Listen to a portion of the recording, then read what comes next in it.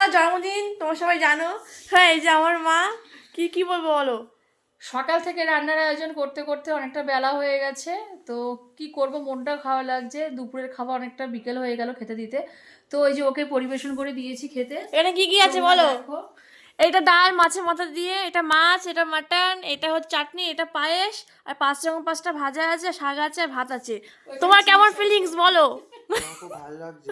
আমাদের জন্য কত কিছু করা হয়েছে। হ্যাঁ, বল, ক্যামেরার দিকে তাকিয়ে বল। আমার জন্য কিছু নেই।